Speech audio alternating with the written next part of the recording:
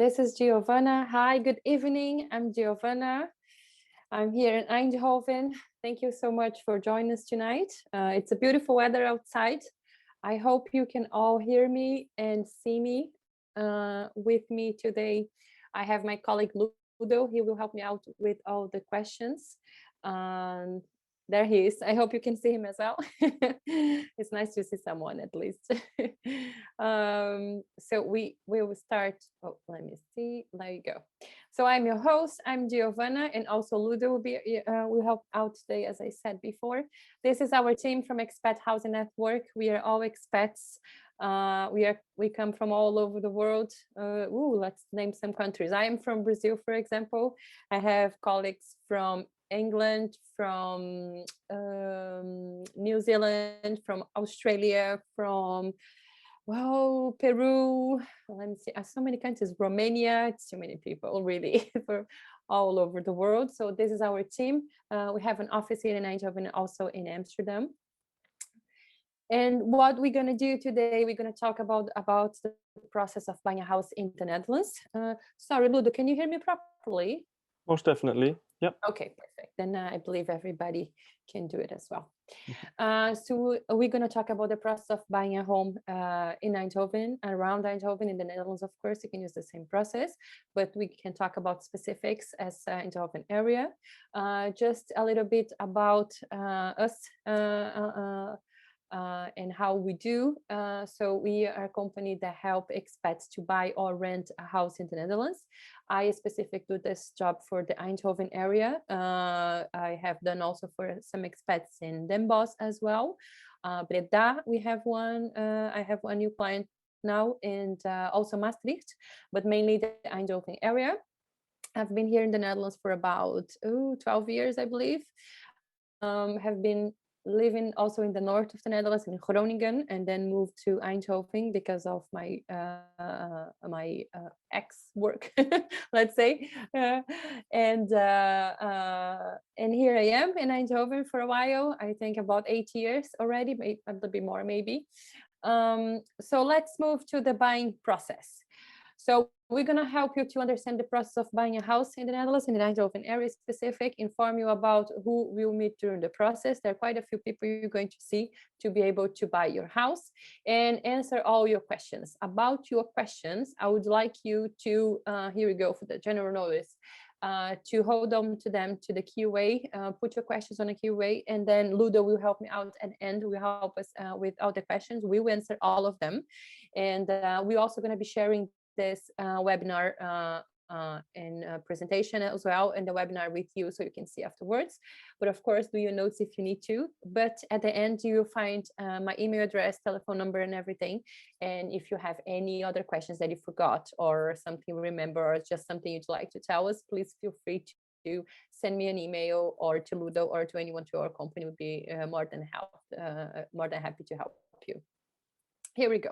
So let's talk about a bit of the market, because this is one of the big questions you always get about the Corona market of buying a house now. Last year was just the house market, but it became the Corona market since the lockdown. So let's talk about that a little bit. So last year, what we saw is that a lot of people, they were buying a lot at the beginning of the year, a lot. And then we saw that it went a bit down, the amount of people who were buying the houses, not the price of the houses, but the search for it, because of course the lockdown came in, and we were all afraid. We were all afraid that what would happen. We thought the market would go down a little bit. It didn't. What happened is that people kind of froze for a while. They were waiting for a few months to see what would happen, because we didn't know it would take that long to solve the whole coronavirus problem. We thought it would be a few months. So people did wait for a few months to continue the search. But the price didn't drop, the price didn't froze. What froze were the people. They stopped it for a few months on the search and buying the houses. But I believe about 3 months after the whole lockdown, and a few months after that we all saw that things wouldn't go away easily. They would take a while. The market just boom, flew away, and got super high again. Everybody looking for. Prices went and still going up quite a lot. We see a lot of the percentage is super high comparing of last year. For you guys to have an idea, Valkenswaard, which is a very small city near to Eindhoven, most of you probably already heard of it. The houses they got around 10% more expensive than February last year comparing to this year, which it's really high. So just for you to have an idea, that's how is the market just not having any impact with Corona. It does have, let's say, it has positive impacts and negative impacts for us that are looking for a house. It's terrible because we know there's not house enough, the prices are high. But if you are selling, it's really good market. Or if you just bought it a few months ago, you're going to make a lot of money in a few years. You're already making. So it's good and bad news, right? Let's move on. As we talk about the market, the price developed different per region. We see that what I see from this year comparing to last year is that the houses around not the houses, but the cities around Eindhoven are getting more expensive and expensive. About, I would say 6 months ago, I would say now you can easily buy in Valkenswaard, in Nuenen, in Best. And it would be easier to buy than Eindhoven. It's not anymore. It's not so difficult like Eindhoven, but it's not easy anymore. The people are going.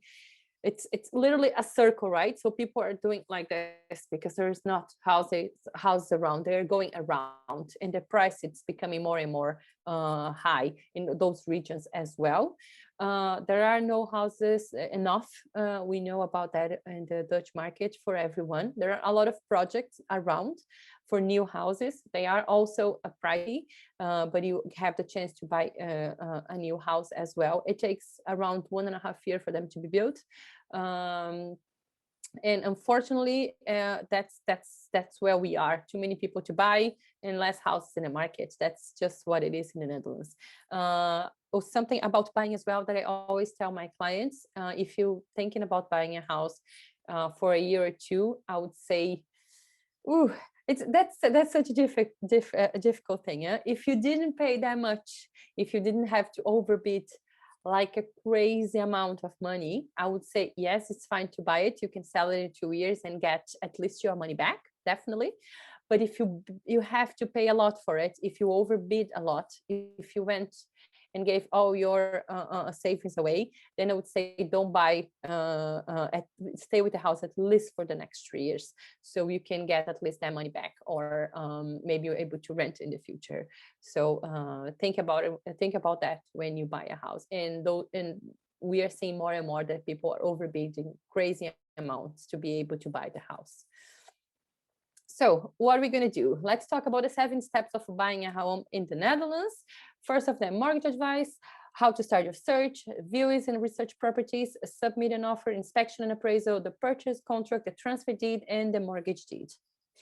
Let's talk about the mortgage advice. Bank or mortgage advisor. That's very personal as well. I always like to say, when you have a click with someone, with a mortgage advisor, if you have a meeting with someone, I would say go for it, because you're going to talk a lot with him or with her, and I'll talk a lot about your financial as well.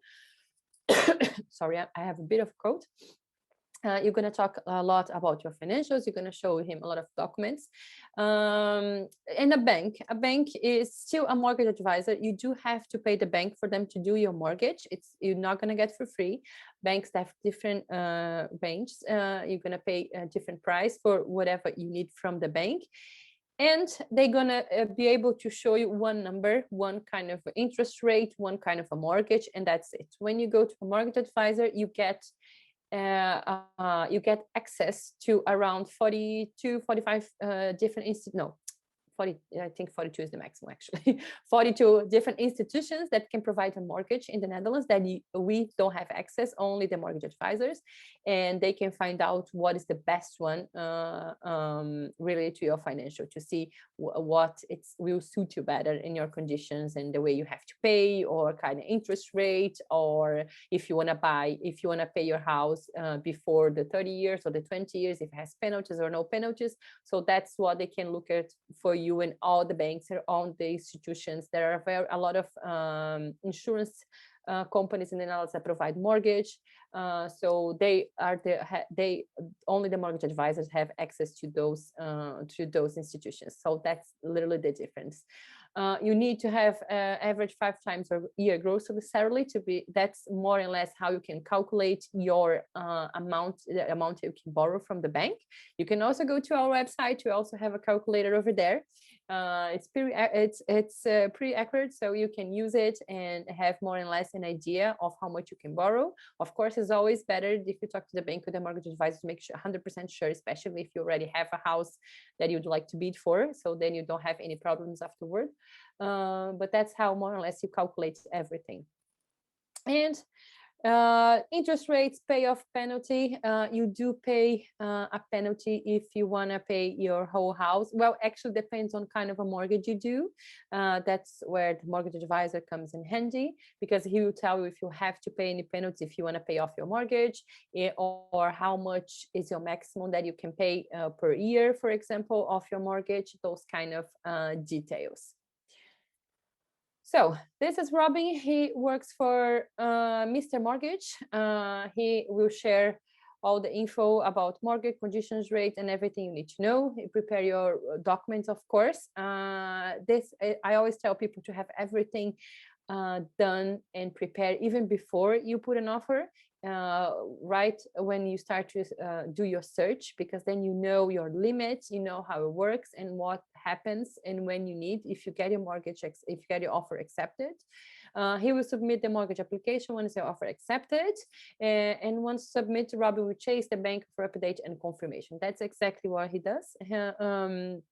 He will make sure that everything will be okay, because you do have some dates that you need, some deadlines that you need to reach when you buy a house. We're going to talk about them a little bit further.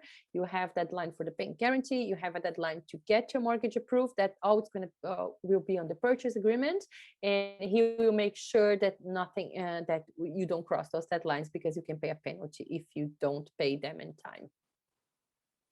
Start the search. What platforms, which neighborhoods, with or without an agent. So what platforms? I believe most of you know by now that Funda is the biggest platform. Sometimes there are houses also on Pararios, but just be careful with Pararios. They don't really, most of the houses are there for months and months, and nobody remember that they are there. They don't really do uploads or anything. Often like Funda, it's more, it's where 99% of the house will be. Actually, what I always tell my clients, and if some of you want have those real estate agents, I also told people in the last presentation, there are a few companies in Eindhoven, I think 5 or 6, that they put their houses before on Facebook, and afterwards they put on Funda about a few hours later. And I heard that a lot of people are not able to get appointments with them. But once they were on Facebook, they did got the appointments. They were more faster. So if you, I can tell you by email afterwards if you want to know which one you should follow on Facebook and get to see those properties before. But they will be on Funda afterwards anyway. Funda has a very good way for you to search your house and get notifications once the house get on Funda, and you've been the first to know and the first send an email or a call. I always tell my clients, send an email and then afterwards call, even if it's 10 in the evening, send an email, and in the morning at 9 already make a call just to make sure you get the view. About neighborhoods, that's very personal. You get to know the areas. That's, I have clients before that they did send offers for houses that they didn't, the neighborhoods that they never been before. So when they have, for example, a deadline on Monday to send an offer, or on Wednesday, and they have a view on Monday, I ask them to go there on the weekend and cycle around or just drive around and see how you feel, because that's very important. A lot of expats, we like, of course, to live near to the facilities. Most of the neighborhoods in Eindhoven or around Eindhoven, they all have schools and supermarkets. You're not going to have the big shops like H&M or something like that, but you will have supermarkets and schools and a pharmacy and doctors as well. So But yeah, please take a look at the neighborhood, see, cycle around, see, get to know the neighborhood before. Even if you have kids, it's possible for you to look at the City Hall website and check at the schools as well. You can even see the schools grades, or to see if it's something that fits your children or not. With or without an agent? Oh, that's the question. I'm always going to say yes to the agent because I am one, and I'm pretty good at my job. And with or without an agent? Well, I did bought my first house without an agent. I'm not going to lie to you, but that was a long time ago. It was in the middle of the crisis. I bought my house for much less that they were asking, because they needed to sell really quick because they couldn't pay they didn't make the payments anymore.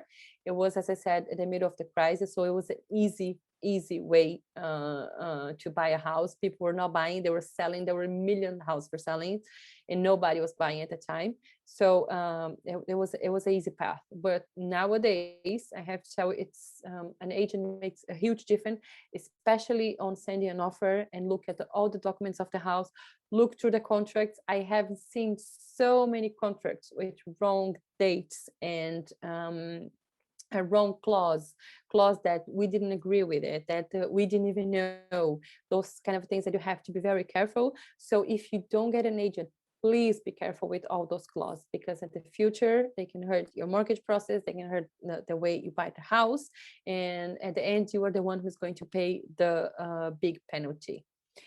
So yes, for the agent. Viewing and research properties, condition of the property. So this is very important when you go to a property, to ask for the documents, request the documents of the property to see if everything is fine. On those documents you will find information such as leakage, construction, when how old is the roof, if there is insulation, if there is no insulation, what is the energy label, if the all those little details you will see on those documents. If you see, that's if you see a house. If you see an apartment, you do have the owner association. The Netherlands, they call VVA. VVA, it's a owner association for the whole building. They also have many documents, actually way too many when you ask for them, but they have all the information, financial information about the building. If something happens with the building, who's going to pay the bill, how much they have in savings. That's very important, because if you buy an apartment, the bank also will need to know about the VVA to be able to approve your mortgage. So if they want to know if something happens with the property that they are financial for you, who's going to pay the bill, right? Who's going to pay for the to maintain the building, those kind of things. So the bank also will request the financial numbers from them. So that's why you also need to have access to those documents. And there you also going to see how much you pay monthly, what they're using the money for, if there is heating included or not. That's also very important. So condition of the property, that's, we do have a lot of houses, old houses in the Netherlands, a lot of new houses as well. So if you go to a house that the house is older than around 20-25 years, we always advise our clients to have a technical inspector come to the house, in case you get the offer accepted, of course, to make sure that everything is okay with the house, that there's no major problem that you're going to have to get your keys and then expend 10,000 euros. Or if there is, at least you know about it, and you agree with that or not. That's something else, but then you know, and then it's not no surprise for you. But please pay attention on the details of the house, right? If there's mold, if there is house insulation. A lot of houses you are able to see a lot of things and ask the questions. That's why it's very important to get the documents, because you can see the condition from the documents and also from the house itself, of course. I see a lot of these days, I see one company in particular in Eindhoven is doing online viewings. I was able to participate in a few. I have to say, I find very odd to see a house online and then make a bid after an hour. And that will be my house forever, that I will have to pay 1,000 euros a month. So just please be careful. Price research, that's the things that I'm really concerned. I see that people, when they don't have an agent, for example, they don't do that price research. It's very important for you to know, especially if you need 100% a mortgage, how much the house is worth. The prices you see on Funda normally are not the price that the house it's going to be sold.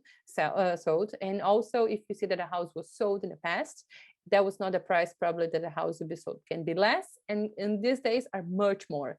Of course depends on the neighborhood and the house itself, but that's why the price research is very important. See for how much the houses around the neighborhood were sold for the past year or so, and try to know why, if it was for less, why it was for less, and try to find out as much as possible to make sure that you get the right price for the house. Because if you need 100% mortgage, the bank will need a report from the appraiser. I will explain to you about the appraiser a bit in front. And that amount has to be in the report, and that's the amount you're going to get a mortgage for. That's 100% mortgage. Anything you pay more, you're going to have to pay with your own cash. So that's why it's very important to do your price research. There are different companies, different real estate agencies in Eindhoven. Some of them put the price, I would say very low, but lower than the market price and the real value of the house. So they can get 100 people to come and make it crazy bids. And there are many of them that put the real price in the house as well. So that's why you have to be careful. That's why also the price research is very important. This is Alana, my colleague Alana. Oh, she's a bit sick this week. I didn't see her. But this is Alana. She is a buying consultant just as I am as well. We will inform you and assist you during the whole purchase process, be there with you, look through the documents together, do price research. It depends on the package you choose. We'll schedule viewings and join you, be there with you as well when it's possible. Because of Corona, some real estate agents don't allow everyone to come to the house, of course, which is good. So, but most of the time we are there as well. Do the price research and property research. That's the documents, and also negotiate the whole process to you. Work an offer and let everything ready to send the offer for you. Negotiate with the seller as well. Once the offer gets accepted, we will schedule the notary appraiser, technical inspection, and join you in the meetings. Review all the Dutch and legal documents together with you. I speak Dutch. My colleague Ludo is Dutch, so it's even better. So we always check everything together to make sure that nothing passes through us. But that's what we will do for you. How you submit an offer. So let's just go back a little bit. So how you do your research, your search on Funda, you schedule your viewing, you go to the house, you like it a lot, you did your price research, you did everything, you find your final purchase price. That's the most important thing. The final purchase price is what you're going to offer for the house, right? So that's going to be in your offer. What else will be in your offer? Oh, just one thing, a final purchase price, it doesn't mean is the price that the house is worth. That's what is going to be in your contract, and that's what you're going to pay for it. What the house is worth, it's something else. That's what you're going to get as a mortgage if you need a mortgage. And let's say the house is 300 and you make your whole price research and everything, and you saw that the house is actually worth 330, for example, but you paid 360. Most likely what you're going to get in the appraisal report is the 330, and that's what you're going to get as a mortgage, and the rest you're going to have to pay yourself. Also in the offer, you're going to put your dissolving clause. What are the dissolving clauses? The clause that actually protects you in the whole process. First of all, submit to finance. That means that if you don't get your mortgage approved, then you don't have to pay the 10% bank guarantee. You can pull out of the deal without paying any penalties. But with the overbidding, that's where you have to pay attention, because that's where the worth of the real price of the house comes in. If the house is only worth 330 and you offer 360, you're only going to get the mortgage as 330. The rest you have to pay yourself. So that's what the financial clause means. Also timelines and deadlines. What is that? Timeline, when you're going to get your keys, for example. Most likely, if you see a house today, we are in April. I had a client, we put an offer today for November. But most likely you get your keys around July and August. It takes most of the people ask about 4 to 5 months. So that's also going to be in there. And also a few deadlines such as subject to financial up to 6 weeks, which means that you have 6 weeks to get your mortgage approved after you find the purchase agreement. That's something your mortgage advisor or the bank will take care. Normally the mortgage depends on who is doing your mortgage, of course. Excuse me, but I see a lot that lately it's been so fast, it's unbelievable. I have clients that had mortgage approved in 1.5 weeks. That was the fastest. It was a month ago, and I have just a client this week. It took them 2 weeks to get approved, so it's going quite fast. But all those dates will be in your offer as well. And also as a dissolving clause, it depends on the house you're going to see. You can put subject to technical inspection, which is mean that a technical inspector will come to the house, do the whole inspection. I'll explain a bit later as well about that. And then if something comes up, you can pull out of the deal without paying any penalties. There you go, inspection and appraiser. So you put an offer and it got accepted. So it's time to get, if you put the clause that it's subject to technical inspection, it's time for him to come. So he will go to the house and do a whole inspection. After him, in Eindhoven, we don't do much foundation inspection because, yeah, there's the houses are not built into water. There's not here. We don't use that much, but in other regions such as Amsterdam, Arnhem, what else? Which other city that I saw? Well, around the Amsterdam area, around where they have more canals, then you see that a foundation inspection is quite needed. Also, the appraiser will come, and if you need to do any renovation in the house, for example, if you want a new kitchen or new floor, or even if you want to renovate the whole house, I renovated my second house completely. So this is the time that you bring a contractor, right? Because he can tell you more or less how much it's going to cost, because you didn't sign the purchase agreement yet. So he can tell you how much it's going to cost. And then with that amount, you can decide to pull out of the deal or not, because you didn't sign anything. So that's the appraiser, Michelle. So Michelle, the bank will ask Michelle for a report before confirming your mortgage. That's exactly what I told you. The appraiser will come to the house and we'll make a report. She walk around the house for about 45 minutes. I know this because I've been to a few appointments with the appraiser, and then I stopped going because he didn't even talk to me. He only take pictures of the house and fill up the report. So I was like, oh, okay, I'm not going.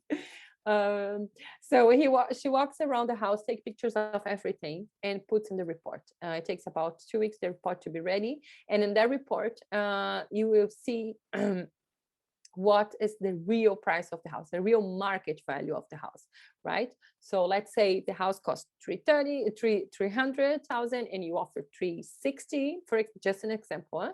And then she went there and she said, well, the house is actually worth it 345. We see that often that people that, as I told you before, that the agencies put the price a little bit down to get more people, but the actual value price is 345. So that means you're going to have to come up with 15,000 euros by yourself if you want to get the house, or because you can only finance what she puts on the report. That's what the bank will borrow, will give it to you. So she'll determine the values. She'll look at the comparable property sold in the recent past and current conditions, and also the VVA. As I told you, if it's an apartment, she also will look at the whole VVA and see what they're planning for the futures. For example, if they have a renovation in the whole building in the future, that also counts. That also gives the the building a little bit more value, of course. So all of that will be in the report.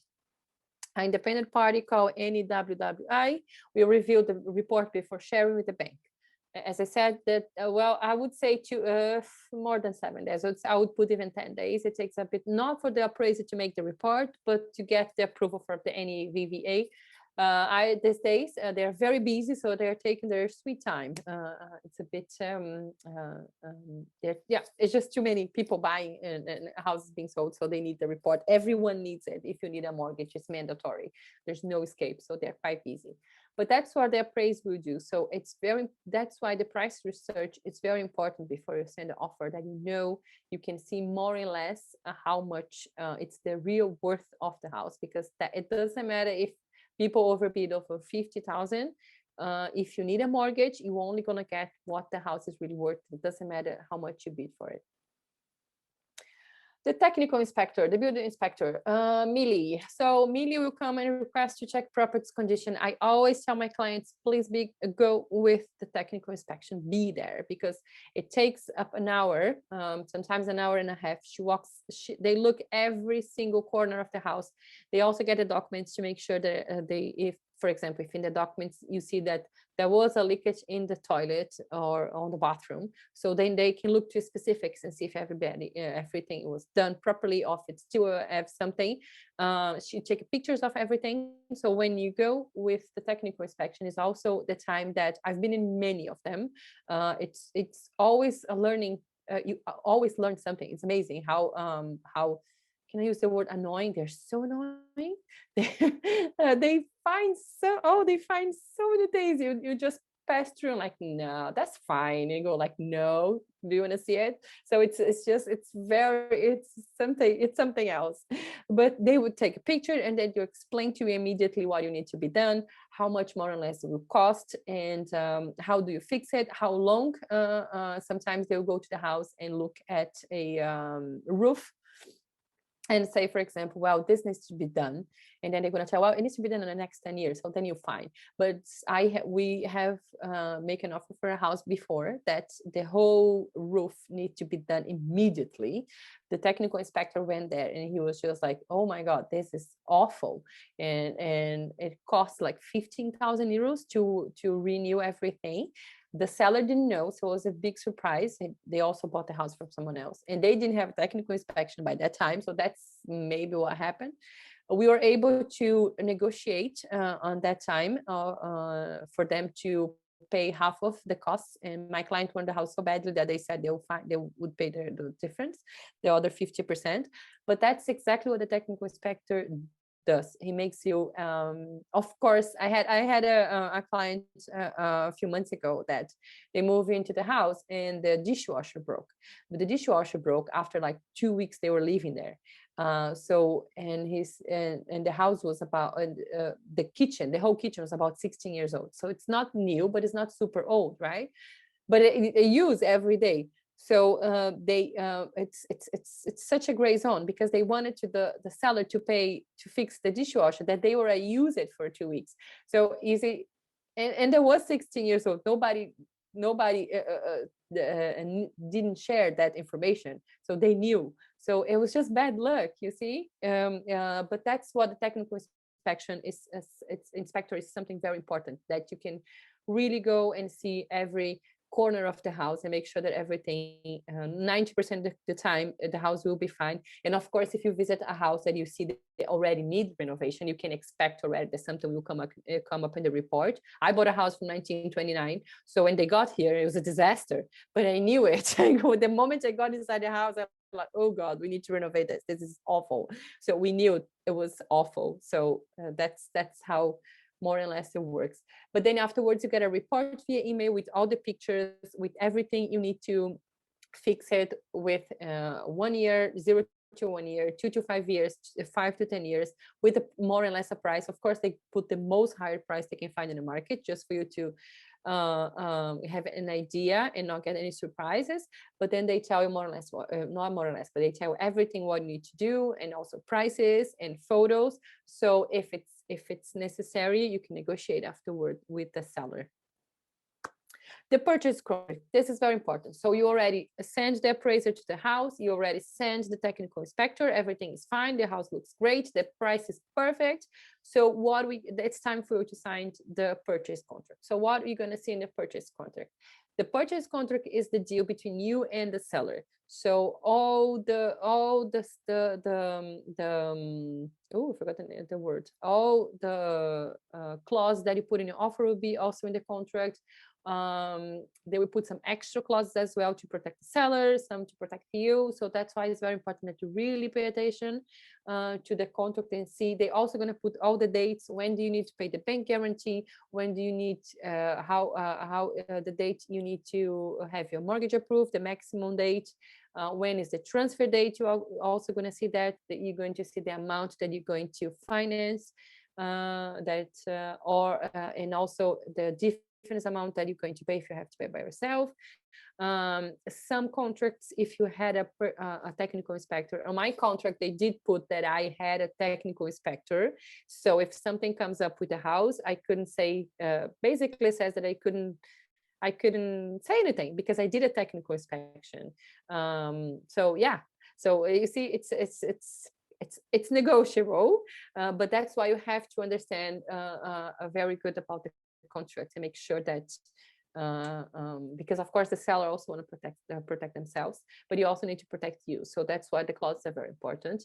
Nowadays I see a clause that is about old buildings. They call ouderklosum. What is the name, Ludo? Do you remember? Ouderdomsclausule. There you go. Such an awful word to say. Sorry.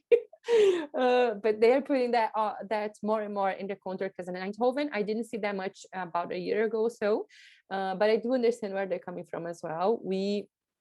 I say we because my first house, I did bought a new house, so I was like, I'm never gonna buy old houses, I'm afraid to buy this and that. And we as Expat, we have this tendency, I see in my clients, that we wanted to live in a house that is more new, that you don't have to do much, that you don't have to worry about in the future or anything. So then when we buy a house that is from, for example, I don't know, the 70s or the 50s, and something happens, we're like, oh my god, but the house is kind of old already, you see. So they put this clause to protect themselves. That's quite normal, especially because a lot of people don't understand that if something happens with the house, of course, if it's not something major, that the seller is not responsible, and they can protect themselves. The Dutch people are more used to the process. But I see more on the expat contracts, more and more this clause, for example. So all of that will be in the purchase agreement that you and your partner will sign. And this purchase agreement will be sent to the bank, to the notary, or to your mortgage advisor. And from that day on, it's when they start to do your mortgage process if you need one. After you sign the purchase agreement, you do have 3 days that you can just pull out of the deal without saying anything. You just have to, well, you have to tell people, actually.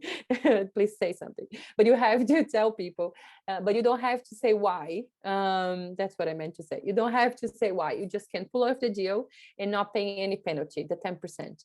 But after those 3 days, we call cool off period.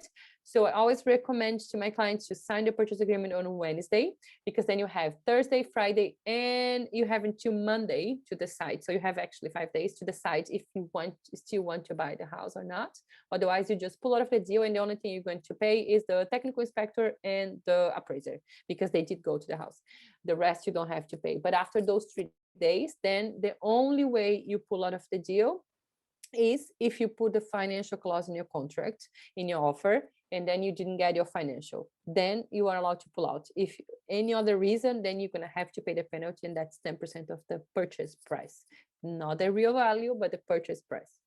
After you sign is where you have 6 weeks. Normally the contract will come with 6 weeks, but pay attention. I have worked with some companies in Eindhoven that because I don't know if they think that because we are expats or something, they would just send me the contract with 1 week, and I'm like, no, that ain't happening. That was not what is in the contract. And of course they changed, but they tried. I have seen 4 weeks as well. I also have seen a company that sent us that we had to pay the bank guarantee in 4 days. I'm like, how come? You just don't have the time for it. It doesn't work like this. And if you don't, then they charge you. So just be careful with the contracts, please. Notary. Notaries, they make it's the legally binding agreement between you and the seller and the bank as well. You and the bank, they make the mortgage deed and the transfer deed.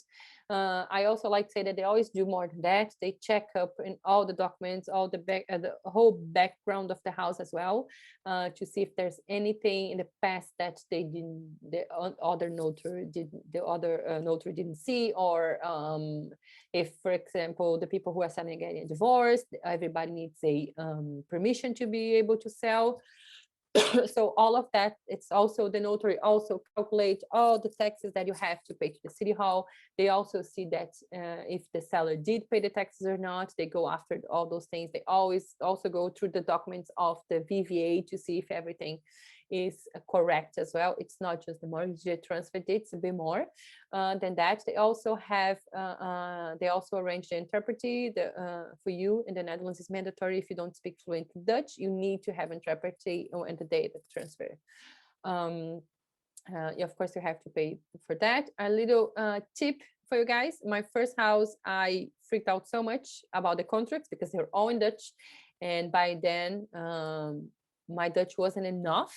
Well, I think it was. I was just afraid actually to read the contract. I freaked out and I was like, I need a translator. And then they say, well, you speak English, so we can arrange in English. I'm like, no, I need my own language. I want Portuguese because it's just, I want to have 300% security. I pay 500 and something, almost 600 for the guy to come and translate everything. So of course, the second house I went English and it cost me 250. So just a tip, go for the English, it's cheaper. You get the money back though afterwards from the on your taxes next year. But just go for the English, it's cheaper. Just a little tip. But that's all the notary do. I really like the work they do about checking up on the background of the house, because we did have a problem once with one apartment that went to the notary, and then the notary find out that the storage in the apartment did not belong to apartment we bought for our client. It belonged to someone else, to another apartment in the building. But the people who were living there, they were old, and this storage that they said it were theirs, it was next to the elevator. And the actual store, the one they actually own, it was like literally far away from the elevator, and they were really old, so really far. So when we got to the notary said, you can't sign it because you have the wrong storage. Well, it ended up that my client had a big storage, but it was so far from the elevator. But they have to do all the changes. We have to change the date in the notary, and they have to change storage with the other person who didn't even know bought the apartment with the wrong storage. Or was renting some, I don't remember what was the other apartment, but we had to do all the changes for my client to get the actual storage. So can you imagine if you sell the other apartment to someone else who was not so nice? It would be a terrible problem. So those are things that the notary do. They also send your documents to the cadastre. That's the land registration in the Netherlands for all the properties. They will take care of all those things. Transfer date and handover. Transfer date and handover. So that's the time. It's the time when you go and your process mortgage is approved, mortgage deed is fine, everything is done. It's time for you to get your keys. So before you go to the notary, so let's say you have an appointment at 2:00 in the afternoon, around 1 hour and a half before, you go to the house with the seller and most likely with your agent or your agent, the agent of the seller, and you do a last inspection. What is the final inspection? The last inspection is that you literally walk around the house to see if the house is in the same condition when you saw it at the viewing, when you signed your purchase agreement, right? So they cannot change anything in the house. They can fix it if it's broke, but they cannot change anything. We had a case once that we got there and there was no wall between the kitchen and the living room anymore. The seller just decided to break the wall like that, like nothing. We saw the house with a wall and he broke the wall, and we got there. I'm like, where's the wall? There was a wall. And he goes like, I never liked it, the wall, so I just changed it. I'm like, you can't change it because that's going to be the purchase agreement. So luckily, my client loved it, and that was it. Fix it. They have to do some stuff and everything. It was fine, but it's not allowed. You see, they have to inform you. There was just one case that it went okay, but we had cases before that they have to fix it, all those things before. I think there was one case in Amsterdam that they took out a wardrobe, and there was a hole, like a gigantic hole behind the wardrobe.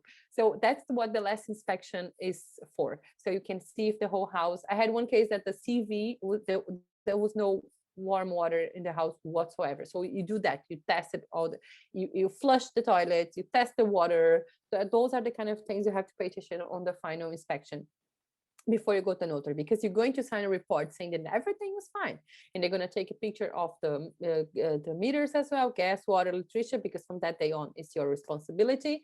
So in this case with this CV, we were, oh my god, we were there for like 3 hours, and we couldn't make that thing work, and they were about to move the next day. It was cold as hell. So we ended up calling the someone, and the guy came and just plugged something, literally plugged. We didn't see it, it was unplugged.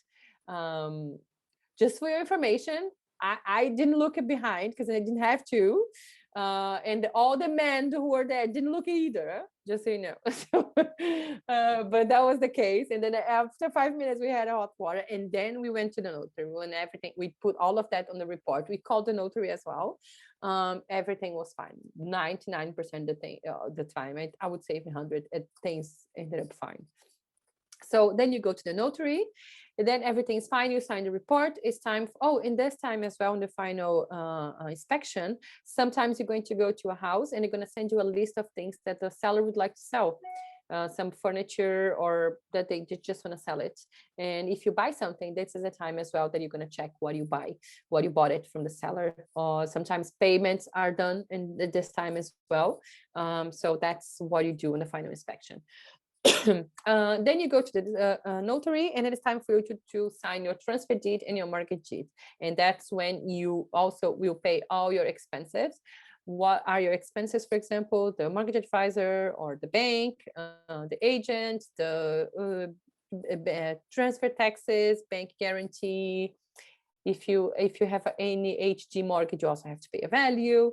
The notary itself, you have to pay the taxes, the tax for the house. So those, everything you have to be paid actually 24 hours before you go to the notary. They will send you an invoice, and you have to pay for that. And then you get your keys, and then from that day on, you make sure you have house insurance already, and then the house is yours. So this is where it comes, the gray zone, landlord liabilities. After you get your keys, you have around 2 months to try out everything in the house. And if something doesn't work or something major comes out, you have to contact the landlord and try to work it out, that they have to fix it, right? So that's why I use the wash machine, it was for dishwasher, so the dishwasher example. My clients did use it for about 2 weeks, and then it broke. So see, it's just unfortunate. And they would like the seller to pay for it, to fix it.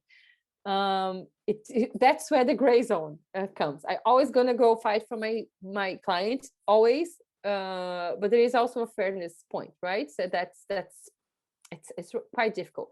But let's say you move to the house and the whole thing, a wall fall apart. That's not, unless you probably didn't do it. So then of course you're gonna talk to the seller, and you have. I always tell my clients, the moment they get the keys, turn everything on, all the radiators, even if it's summer, do everything, use it, everything, literally everything, because if something comes up in the first week, it's much easier for you to get that money, to get that repaired by the landlord, the landlord, than after a month, right? Because it's not really, it is a gray zone. They said they have to fix it, but there's no law saying that they have to fix it. And even if there is one, you need to go to court, you need to get a lawyer, they need to get a lawyer. It would take months before you fix it, anything. So use it at the first week. Most of the time it's fine. There's no big fight or anything. Everybody gets in an agreement. And we don't see often that some really big stuff happen, actually. So this is a timeline from what we talked so far. So you start a search, you go into Funda, you submit an offer, you prepare your offer with all the right clause. Your offer gets accepted, you go for the appraiser, technical inspection appointments. You make them before you sign your purchase agreement. Think about that, before. I see that a lot of real estate agents, they really pressure people to sign the purchase agreement after we had a case, actually, right, Ludo, together a few weeks ago. We bought a house, we got we put Ludo sent an offer on a Friday for one of my clients, and they call him on Saturday morning, say that we got the house for our client, and they want us to sign the contract on Monday. It was like, what? No, they have it. It was a crazy time. Like, you don't have time enough. You need to read the contract. You need to go through the contract. You need to bring the appraiser. You need to bring in this case, we didn't have technical inspection because the house was very new. But we needed an appraiser, really. We needed him like from yesterday. Thank God we have good contacts, and he was able to be there on Monday, and then we ended up signing the contract on Tuesday. We were very fast in reading everything, and everything was fine, because what happened was that they got a higher offer, right, Ludo? Yeah, they did multiple higher offers actually, but our conditions were better. So that's why they wanted to go with us. Yes. So they were smart, because they wanted to, they told us we got the house, and then they didn't tell the other people they didn't get the house, because they wanted to pressure us to sign the contract first. So that's where the danger time comes, because if you don't understand how the process works, you can sign a completely wrong document, and then you're done. Then you're going to end up paying 10%, or you're not going to get what you need as a mortgage. So be careful. So before you sign appraiser, technical inspection, you sign the purchase agreement. You have the 3 days cooling off period. You start your mortgage. During those, we put an average of 4 weeks because that's what it's taking. But then normally in the contracts, it will come that you have maximum 6 weeks to get the mortgage approved. And then you get your mortgage approved, everything is fine. State of completion is the final note. It's the final invoice, that the one you're going to receive from the notary, with all the expenses that you have to pay. As I told you, notary, translator, agents, everything, bank, everything on that invoice. And then it comes your key handover, your last inspection, and appraiser, and notary. And then you get your keys, you sign everything. And then you have your liability around 2 months. But remember, gray zone, just be careful. So this is a big timeline: start, offer, signing, mortgage, handover, and liability. So we put more and less from start to the offer. We know it might take a long time. It depends on your house, depends how many money you have as well to bid, what is your budget for it. So but after you signing, after your offer gets accepted, things happen actually really fast until your mortgage gets approved. After your mortgage gets approved, to get to the handover, it really depends on the date you agreed. For example, in this house, we just talked about it, that Ludo sent the offer, got the offer accepted. The moving date is July, so that's fine, it's a few months. But the house I sent it today, an offer today, the moving date is November. So it really depends on who is selling the house. And I would say to you, a year and a half ago, you would be able to negotiate the time, but I don't think you are able to negotiate anymore. A lot of people are okay to wait for a long time. Purchase costs, that's what you have to pay. That's not going to be included in your mortgage. So there you go. 2% purchase price, the transfer taxes. So if you are younger than 35 years old and you never bought a house in the Netherlands, and you buy a house into maximum 400,000, then you don't pay the 2% transfer tax. More than 400, you pay, doesn't matter how old you are. Yeah, if it's cheaper, if it's less than 400 and you are younger than 35, then you pay. If you have a partner, or you're married, or you have a partner, and one of you is younger than 35, then you get 1% discount if you never bought a house before, right? And if the house is cheaper than 400,000, but you do get a discount. One of you get a discount, then it will be 1%. Just so you know. If you have a partner that already bought a house by himself in the past, but you never, and you are younger, you also get 1%, but your partner doesn't. So he can pay more of the mortgage. But just so you know, that's how it works. And then we put some prices. The transfer taxes, if you have to pay, you don't get tax. It's not tax deductible. we put some other costs, bank or a mortgage broker. It really depends. I believe 1,500 we need to upgrade that. I don't think the banks are charging that anymore. It's a bit higher now. It's 1,800 at least. 3,400. It really depends. I know mortgage brokers that charge 2,750, and I know the one who charge almost 4,000. It really depends. It's up to you, the one you get more confidence in. If you in the future, if you also need some names, please send me an email. We have contacts. We can just send it to you. You can contact them. We don't mind to share.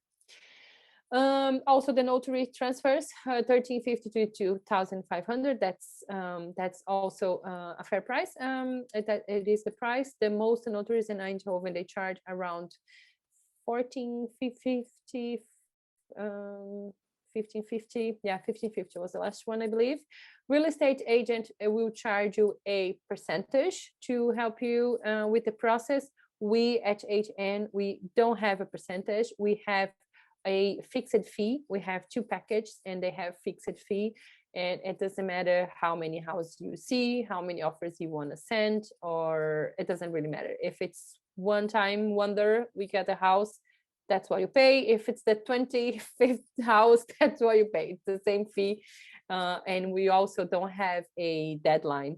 You can stay with us for a month, you can stay with us forever. We are great people. You might stay forever. But that's we don't have a percentage. Translator, it costs, as I told you, 250. Literally, if you need someone that speaks like Portuguese, maybe they have more people that speak Portuguese now, then it'll become cheaper. But if you need like Portuguese, Serbia is also very expensive. I think we paid 600 for Serbian one once. It was really expensive. So go for the English one, 275 with taxes. The appraiser in Eindhoven costs 550.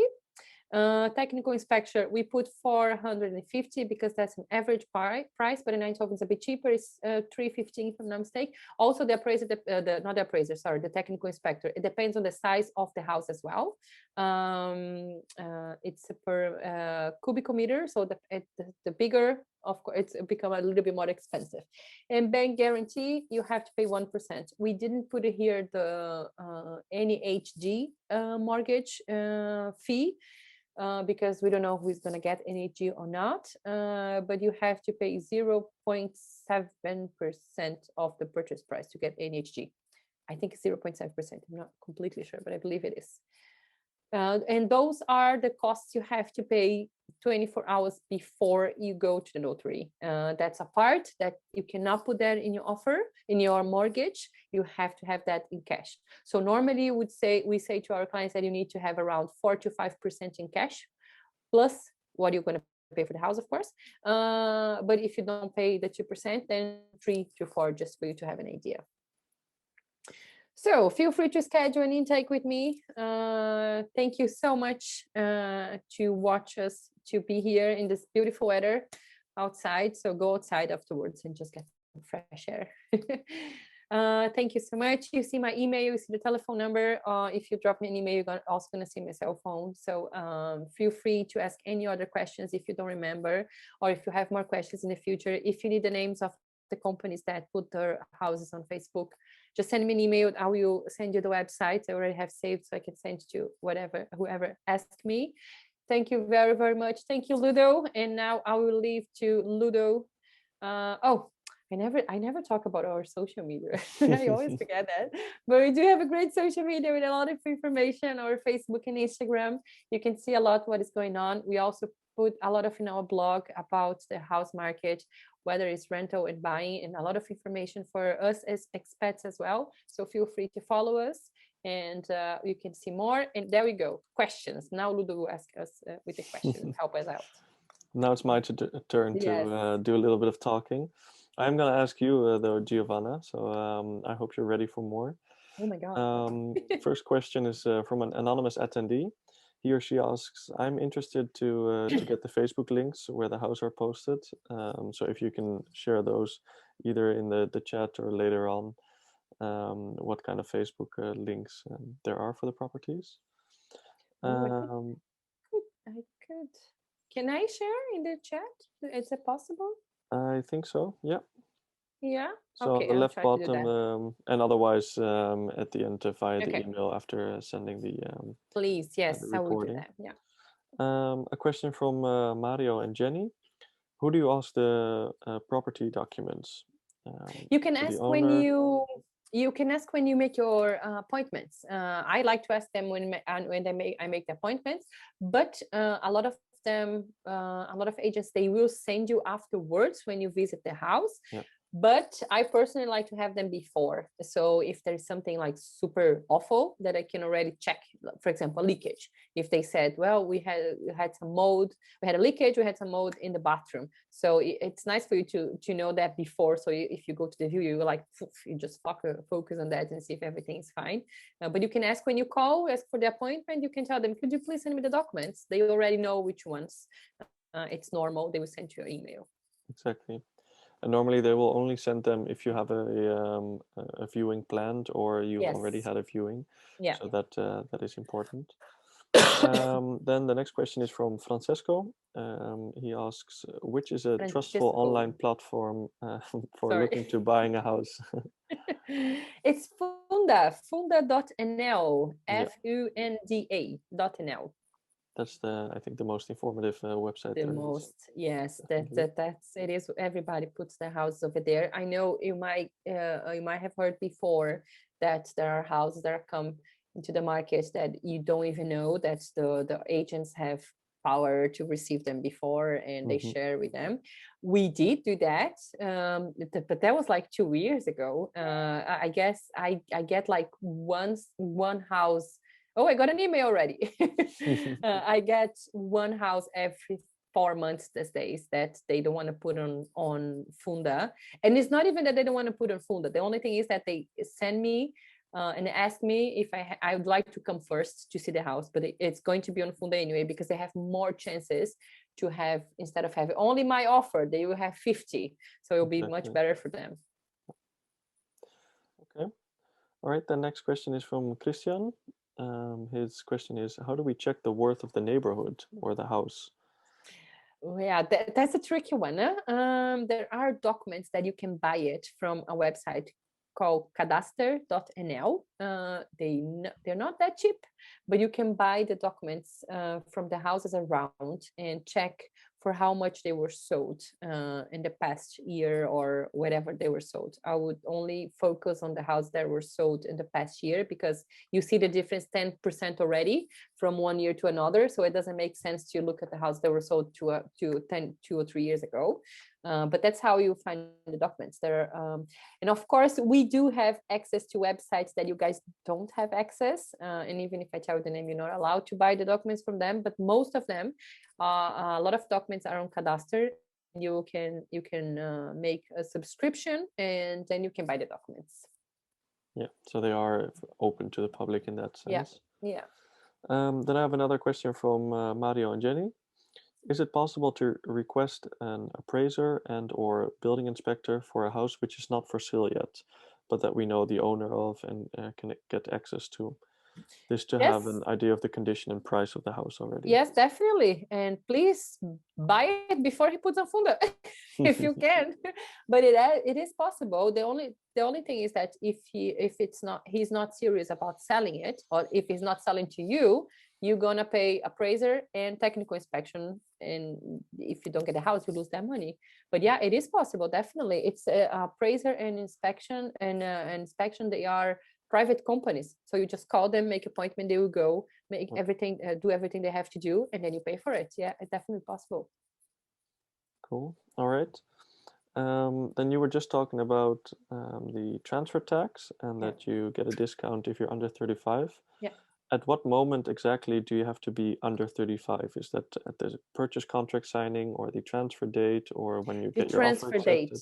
The transfer date is the transfer date that it counts. So if you're buying today, because you only start to pay your mortgage on the day of the transfer. So let's see, if you buy a house today, you sign the purchase agreement next week, but you move in October, you're only going to pay the transfer dates. Everything you have to pay to the notary you only gonna pay in November. Or did I say November? Yeah, right? Yeah, it was November that I use it. Yeah.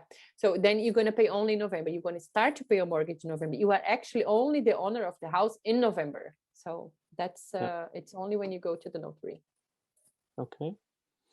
Then I have a question from Sharada. Please excuse me if I'm not pronouncing it correctly. She asks, how do I actually arrange a viewing? Well, you have to call them. That's a difficult. You go to Funda, you see the house that you like it, and then you're going to see on the right side of the screen, you're going to see the name of the real estate. You can request a view from Funda, and you can also click and see telephone number, and then you can see the telephone number and call. Most of important is that you put your notifications on your phone, because if a lot of them put the houses at 10, 11 o'clock in the evening on Funda, which is not fair, I have to say, I don't like that, but I get notifications all the time on that time. And then you can just click on the app and request a view right there. It takes like 3 seconds, and it will fill it up automatically. Your email address, your phone number, you press it, and then they will get it, because the people who get the view are the first ones who get access to that fill it up the forms or call them. But then if they put a house on Funda at 10 o'clock in the evening, you only call next day at 10 o'clock in the morning, most likely you're not going to get a view. You need to be more fast than that. So I would send the email through Funda and then even call the next day at 9 o'clock. Just make sure. Yeah, it's crazy. It is. This time it's insane. But you can. Yeah, exactly. It is possible. And it helps if you have an agent, of course. It does help. I have a question from Dinesh for you. Here she asks, I already own a house and want to know the conditions to buy a second home and convert the first one into an investment property. Can I still pay 2% transfer tax on the second house, or do I need to pay a higher transfer tax? No, you pay 3% for everyone, unless I don't know what is the difference if you buy the house for let. If the transfer tax is the same, it's the same.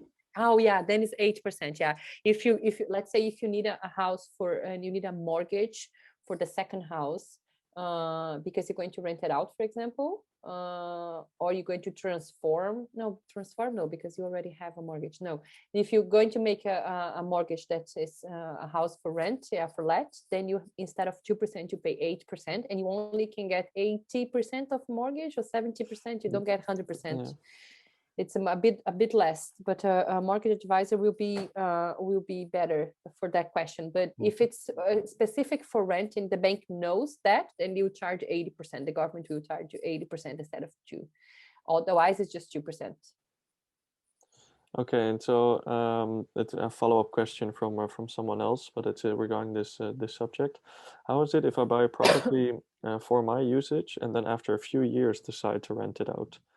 Are the mortgage conditions different then? And if yes, how? So I love the question.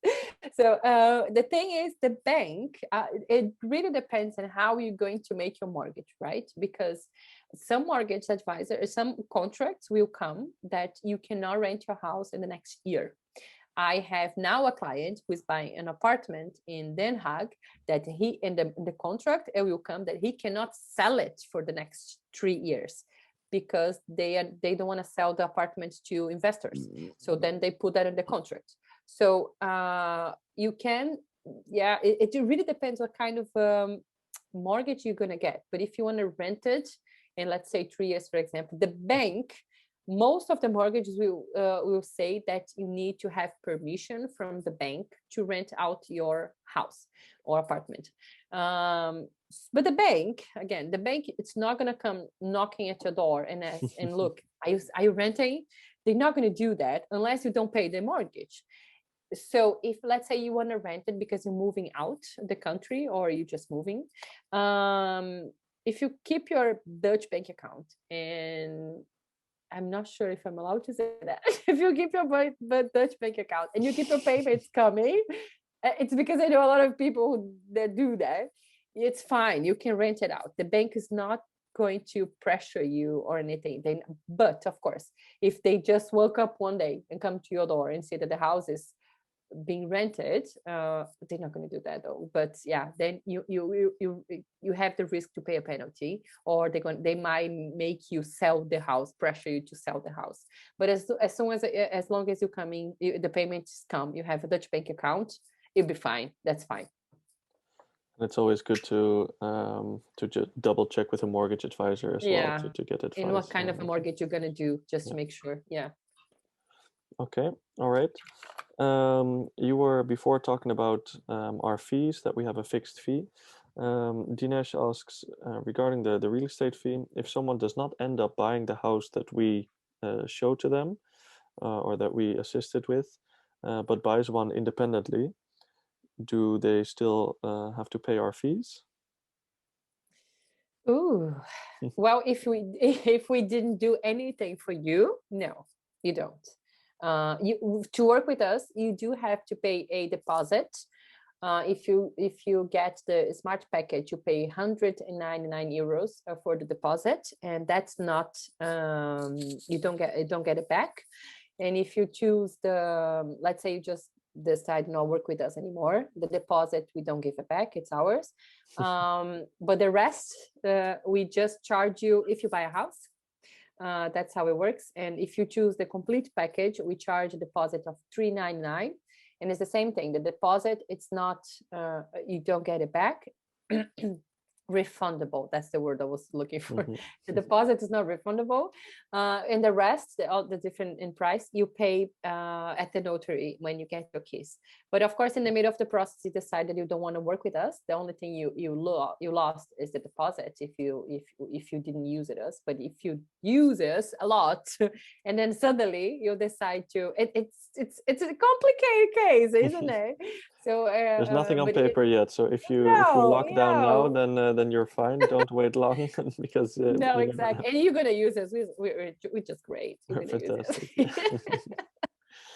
Cool. All right. Then I have a question from an anonymous attendee. What would you say is the right time to involve an agent or to ask for an agent?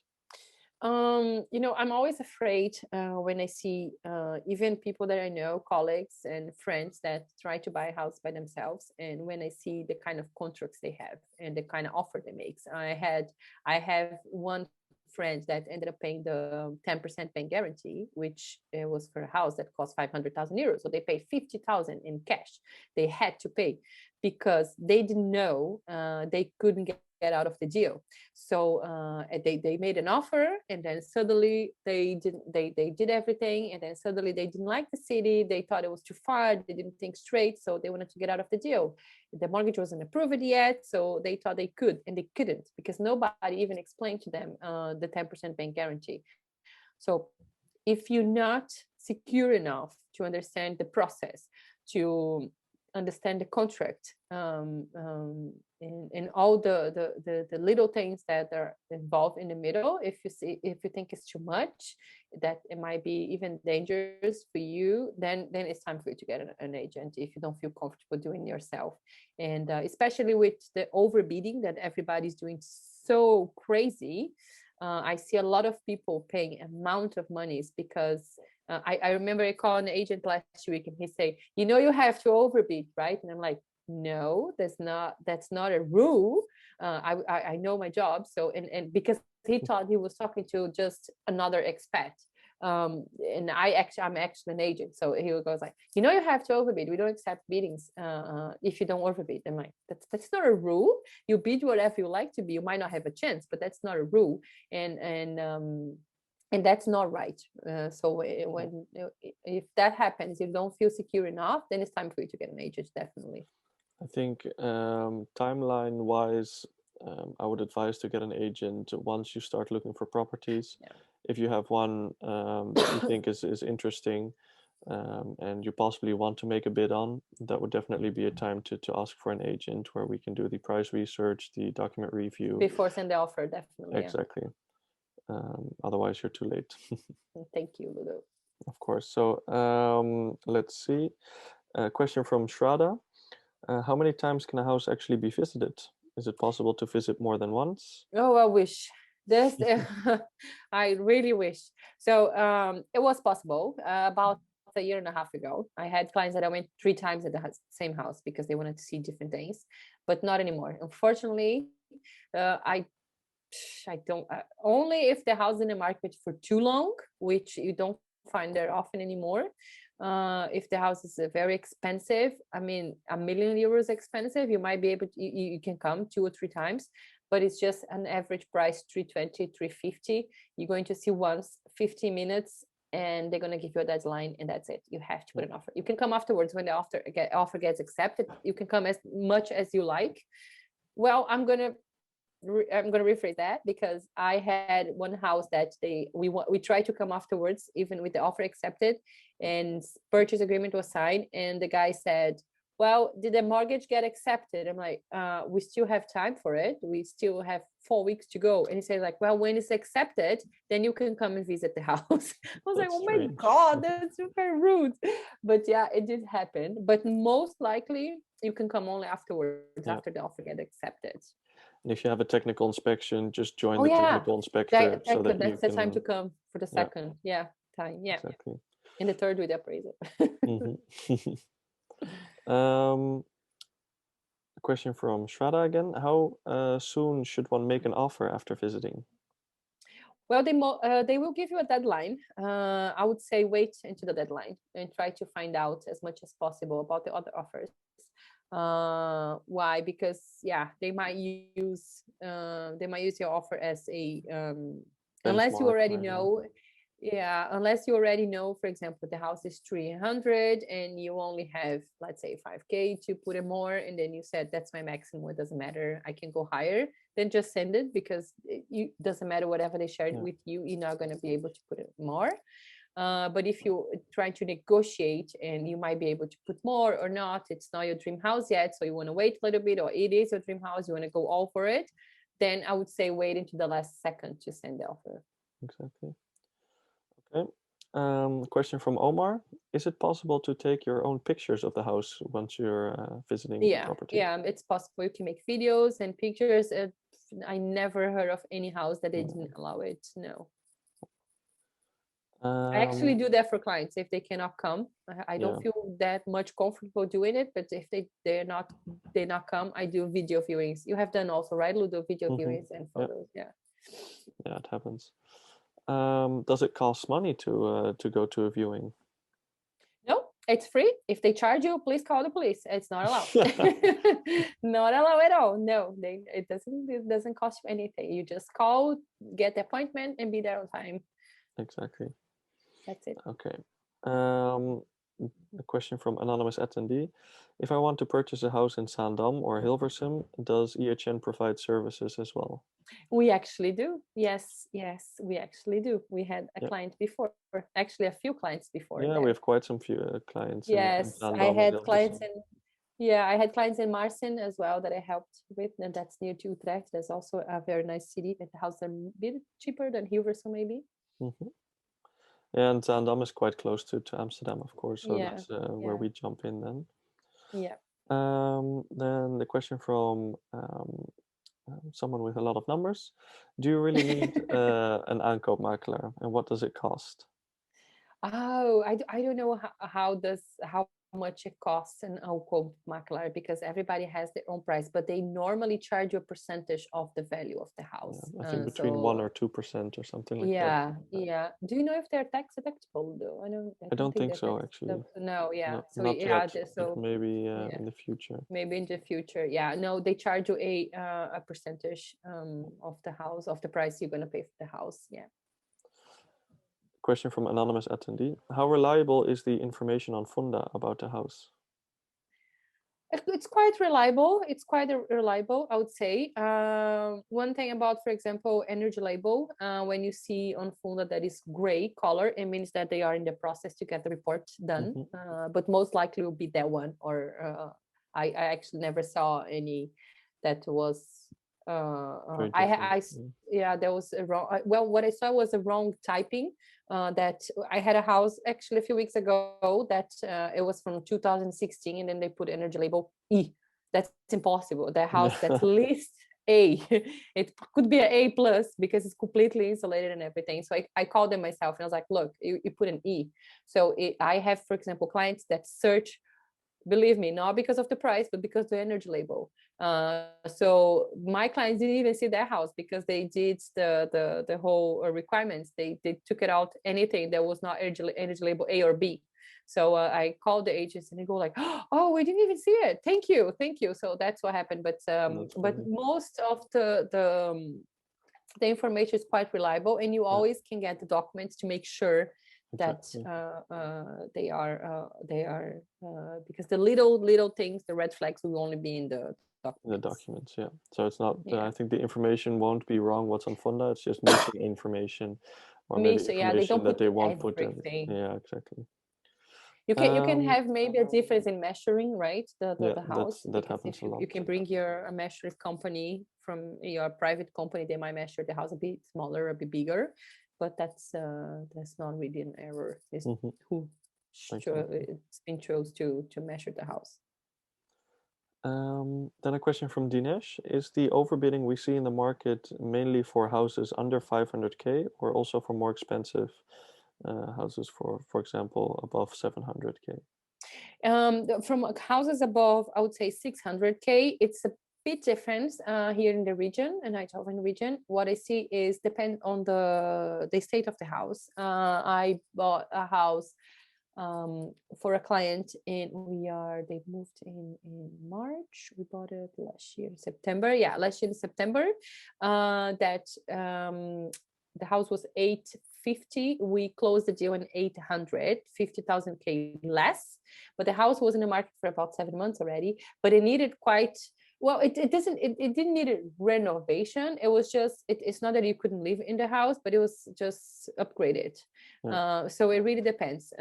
So normally, if you have that amount of money, it depends on your taste, of course. But if you look for a house that is completely done, no, even though for the house a bit more expensive, the overbidding doesn't go so high, and they normally don't sell like in a day or a week, like you see the house around 300. They take a little bit more time to sell as well. But it also depends on the neighborhood. If you go to a neighborhood like Valge, where they have very expensive house, 3, 4, 5, 7 million houses, they are in the market, some of them for a year already. But it's a different kind of money power as well, right? So, but if in general, no, for the house that are a bit more expensive, in this case, it's not expensive for Amsterdam, Ludo. But I was gonna say in Amsterdam, 700 is still. It's an apartment of 550 square meters, right? No, but here is a very nice house actually. So actually, no, you don't have to overbid that much, but depends, and they take a bit more time to sell as well. Depends on the neighborhood. It depends on the neighborhood. Okay, all right. Is it possible to sell your house by yourself? It is possible. You can find all the Dutch contracts regarding houses on a platform that I don't know which one it is. Do you know, Ludo? I know there is a platform. Sure. I can check that, but I know there is a platform that you can download all the contracts in Dutch for selling and also buying. I had one client, you helped me out with that, Ludo, that the street that she lives behind, she saw a little sign on the window in Dutch, te koop. The house was for sale, and then a cell phone number, and she just called, and the guy said, well, I'm the owner and I want to sell the house. And we call him, and at the end our client didn't want the house, but he was negotiating the whole process, because what you really need is the contracts, right? As long as you understand the contracts and everything is fine for you and for the buyer, that's fine. You don't have to pay anyone, no. Which it's good for you, because you're going to pay around 2% for them to sell it for you. Exactly. Next question is from anonymous attendee. During the answering of the question, I'm gonna run out and grab my charger. Okay. What is the difference between an aankoopmakelaar and our role as a buying manager? First of all, the uncooped makelar, they do charge you the percentage.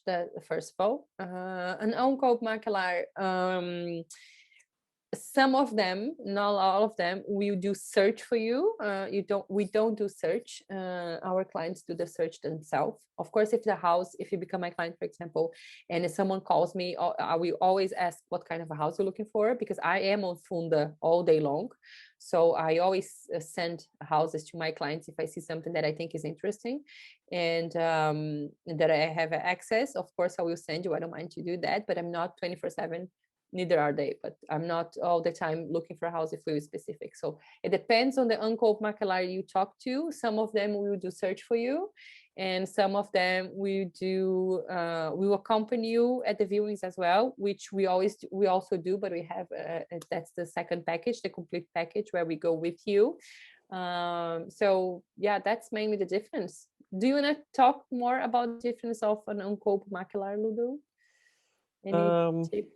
I talked about that they charge the percentage and that they might do the search, but it's not all of them. That we do not do search for the property, but we do have a package where we accompany our clients to the view, and they do, I believe they do price research as well and everything else. I do believe Yeah, that. I think the biggest difference is that they might do search and we don't do search. And the percentage, right? Exactly, definitely. So their prices are quite higher, quite a bit higher. And I know some of them have a limit of how many properties you can see as well. They're not gonna stay with you for 10, 20 properties, whatever. They're gonna give you exactly a few. I think that's the biggest difference. Yeah. Cool. Another question from anonymous attendee. I'm charged up, by the way, so that's good. That's good. You're not leaving us. Exactly. If a house is not on Funda, but an agent can help with selling it, should it be a reliable guy? Oh, huh.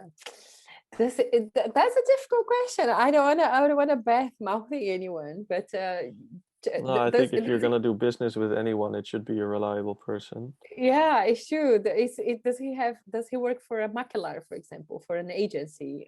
Is a registered agency? Then those things should be checked. Because and one very important thing is legal in the Netherlands to pay anything out of let's say he just asked for money. That's illegal. You cannot do that in the Netherlands. You cannot just pay. That's why you have the notary for that. Let's say he said to you, I don't know, transfer 10,000 to my account or to the seller account, and that's it. Those kind of things that's not legal. So if something like that happens, you just be careful, please, and check if there is a company behind, if he works for a company, because maybe he did got this property and they don't want to put on Funda. That can happen. That the seller doesn't want to go through the whole process of having 300 people in his house. Is that your cat? Oh, I'm sorry. That's fine. To have 300 people inside his house, for example, or at least 50 these days. Some people don't want that, and then they want to sell that way. But just check if there is a company behind, if they are registered. Then it should be fine. But just check, please. All right, then another question from Dinesh. Is Huispedia.nl a good indicator of the market price? They used to be actually, but nowadays, no. I don't trust the website without doing my price research. I'm sorry, but I know a few years ago a lot of people use them. But I also think the market was more stable as well. Now it's just go like boom, and then they just can't keep it up. That's it. Okay, my question from anonymous attendee. If we do not overbid, what are the chances of getting the house? And what is the average overbid in the market? Yeah, that's a very difficult question, because first of all, it really depends on the neighborhood, depends on the areas you buy in it. The chances are you have to overbid less or you have to overbid more, and depends on the condition of the house as well. If it's a house that needs a lot of renovation, then you might then you don't need to overbid. If it's a house that is in a really good location that, I mean, when I mean good location, not for yourself, but in general, that people are looking more. Let's say here in Eindhoven, I would say Merhoven, for example. You have to bid a lot, but not just because the house is worth it or not. It's just because a lot of people want to live in that region. It's near to the high-tech campus, it's near to Veldhoven, it's near to ISML, it's near to Philips, and they have the schools that became bilingual. So if you have a child and you don't want to pay for the international school, everybody then move to Merhoven, and new houses as well. Most of them building maximum 10 years ago. So that's not even a matter of how much you have to overbid. You just have to overbid whatever you have to get a house there, because there are people with a lot of money buying houses there. But I would say, I cannot say value though, because it really and each house is different, because it depends on the value of the house. Yeah, it really depends on the value of the house, and of course how much you need of the mortgage. It really depends on each house. And also what it's on Funda for. I mean, sometimes the price on Funda does not reflect the market price. So yeah, you don't have to overbid the market price, but maybe you do have to overbid the asking price, because the asking price is different than the market price. Yes, we had that today. We had a house today that we did price research for, and the price that they put on Funda already is more or less the value of the house already. So if you overbid much more, well, even if you overbid like 10,000 more, you're already going to have to pay 10,000 from your pocket, because the value that they have there, it's more accurate to what the appraiser will put in the report. But you have in Eindhoven a lot of companies that push the price around 20,000 less, then the house is really worth it just to get a lot of viewings. And then if you pay, for example, 50,000, 60,000 more than the asking price, you think you are overbidding 60,000, but we actually are overbidding. Let's say the house is worth 325. You're not overbidding that much anymore. You see, you're overbidding the real price of the house. So that's the difference. Yeah. A question from anonymous attendee: for the service of attending viewings from our side, will EHN offer a pickup service, or are clients expected to travel to the location to meet with the EHN experts? You are expected to travel yourself to the location, yes. Yeah. Okay. If I'm around in the neighborhood, I'll give you a lift. Exactly, and it does sometimes happen that we have to take the car, for example, or something like that. Then we can drop you back off or anything like that. Yeah. But definitely. It's not a full pickup service. It's not a full. It's not a full service. Then the last question, a question from Ikea. Again, I'm sorry if I pronounce it incorrectly. I'm going to train you for the names, Ludo. Exactly, I need a name training. Yeah. Will this recording or will the recording of the webinar be available? Yes, you're going to receive the link via email, I think, with 1 or 2 days, 3 days max. You're going to receive the presentation, the whole presentation, and also the recording of the video. Yeah, definitely. Exactly. And if you have questions afterwards, as I said, just let me know. I can answer them. That's fine. Just drop me an email. Perfect. We receive one more question. Okay. Yeah, do we get the output of the appraiser and inspection before we make an offer? Inspection, yes. The technical inspection you get in about, the one we use here as our partner, we get in about 3 hours max. He already sent via email the inspection. But you don't do the inspection before the offer, right? Oh, no, not before. Sorry, not before. Only after the offer gets accepted. Unless, no, they're not going to allow you. Sorry, if you don't get an offer accepted, they won't allow you to go to the house and do a technical inspection in appraiser. Only if the offer gets accepted. As long as you don't sign the purchase agreement, then after the offer gets accepted, if something comes wrong, you can pull out of the deal without paying any penalty, though. Yeah. And if you would, you don't want to do it for yourself either, because if your offer does not get accepted, you still have to pay for the appraiser and inspector. To pay the appraiser, yeah. So if you're going to make, 10 offers, then you're going to be paying 10 times for the appraiser and inspector. And the agencies, they won't allow you to come with a technical inspection or an appraiser before you get an offer accepted. No. Cool. That's it. That's it. So thank you so much, Ludo. Thank you so much for being here as well. Of course. And thank you, everyone. Thank you for taking the time to talk to us. Again, take a look at our website, our social media, and drop me an email if you need any more information. Sharing is caring. We don't mind to do it. So if you have any questions, let us know. And that's it. Have a great evening. Go grab some food and enjoy Exactly. the weather. All Bye right. bye. Bye. Bye bye.